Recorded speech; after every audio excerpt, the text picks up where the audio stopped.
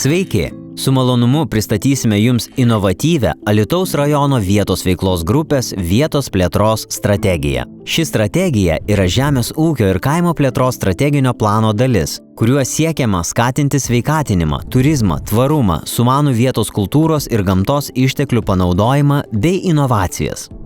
Alytaus vietos veiklos grupės teritorija išsiskiria kraštovaizdžio savitumu, gamtinių ir kultūrinių kompleksų unikalumu, saugomų teritorijų gausa, Dzūkijos nacionalinio parko, Žuvinto biosferos rezervato, Metelių regioninio parko bei Nemuno Kilpų regioninio parko dalis. Svarbiausi kraštovaizdžio komponentai yra 64 ežerai ir Nemunas, kuris yra pagrindinis turistinių išteklių šaltinis.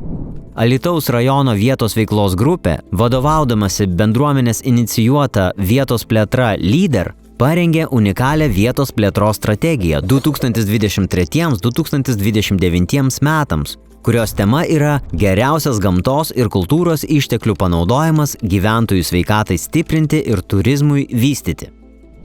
Integruojant gamtos ir kultūros išteklius, pagerinti sveikatinimo paslaugų kokybę, padidinti jų prieinamumą vietos gyventojams ir turistams. Vietovė turi gausius išteklius, retai apgyvendinta, todėl gali ekonomiškiau organizuoti kompleksinės gyventojams ir turizmams skirtas paslaugas. Jų teikimo kaštai gali būti mažesni, o paslaugų paklausa gali būti didesnė.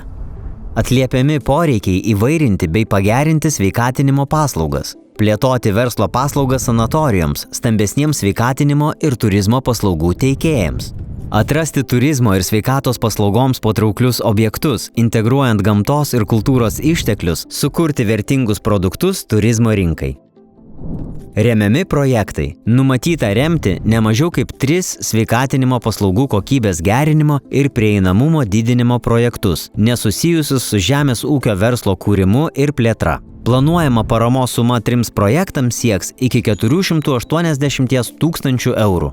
Paramą gaus ne mažiau kaip 3 darnaus turizmo verslo kūrimo ir plėtros projektai, kurie susies vietos kultūros ir gamtos išteklius su paslaugomis turistams. Šie projektai taip pat nesusiję su žemės ūkio verslo kūrimu ir plėtra. Bendra paramos suma 3 projektams sudarys iki 450 000 eurų.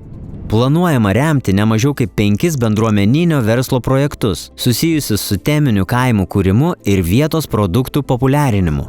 Šiems projektams bus skirta iki 325 000 eurų. Bus remiami ne mažiau kaip 2 įtraukios infrastruktūros vystymo projektai, taikant sumanius sprendimus, kuriems bus skiriamas kiek didesnis nei 200 000 eurų finansavimas. Taip pat didelis dėmesys skiriamas jaunimo verslumo ir įtraukties projektams. Bus remiami net 7 projektai, o jiems skiriama finansavimo suma sudarys daugiau nei 150 000 eurų. Planuojama sukurti ne mažiau kaip 17 naujų darbo vietų, atliepiant ekonomikos augimo ir darbo vietų kūrimo kaimo vietovėse poreikį. Bus remiama 13 vietos projektų, susijusių su kaimo ekonomikos plėtojimu. Tai yra kaimo verslo įmonių kūrimas, įskaitant bioekonomikos įmonės. Naudojantis bendrosios žemės ūkio politikos parama, 4990 asmenų, arba beveik 19% Alytaus rajono vietos veiklos grupės teritorijos gyventojų, bus sudarytos palankesnės sąlygos naudotis paslaugomis ir infrastruktūra. Tai bus prisidedama prie Europos kaimo tinklų kūrimo. Socialinės įtraukties skatinimas. Numatyta, kad asmenų, kuriems taikomi remiami socialinės įtraukties projektai, skaičius sudarys 879, arba daugiau kaip 3% vietos veiklos grupės teritorijos gyventojų. Vietos plėtros strategijoje numatyta didžiausia galima paramos suma vienam vietos projektui iki 160 000 eurų. Mažiausia iki 21 500 eurų. Pareiškėjai bus skatinami atliepti visuomenės poreikius susijusius su maistu ir sveikata, įskaitant aukštos kokybės, saugius ir maistingus maisto produktus, pagamintus tvariu būdu, mažinti maisto atliekas, didinti gyvūnų gerovę ir kovoti su antimikrobiniu atsparumu. Remiamas paslaugų įrangos ir technikos įsigijimas bei atnaujinimas.